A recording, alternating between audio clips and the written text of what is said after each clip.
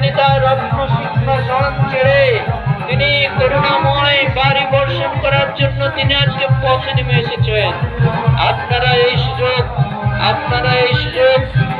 একবারের মতো হলো আপনারা গ্রহণ করুন। এমন দুর্লভ মানব দেহ পাইয়া কি করো আপনাকে হো এবে না ভাজিলে যশোদা সুত চরণে পড়িবে লাগে। এই সুদুর্লভ মনুষ্য জীবন পেয়ে আমরা যদি অখিল বিশ্ব ব্রহ্মাণ্ডের মালিক শ্রী শ্রী জগন্নাথকে রথে অবস্থানকালে আমরা যদি ভক্তি করে দর্শন লাভ করি, তাকে যদি প্রার্থনা করি, আমাদের জীবন পূর্ণময় সফল হয়ে উঠবে।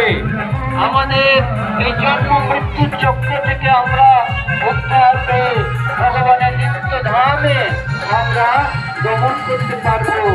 তাই এই সুযোগ সমস্ত জীবের ভাগ্যে হয় না।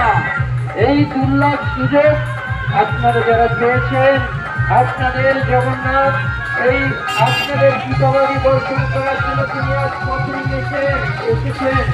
তিনি জগতের নাথ, তিনি শুধু হিন্দুদের নাথ।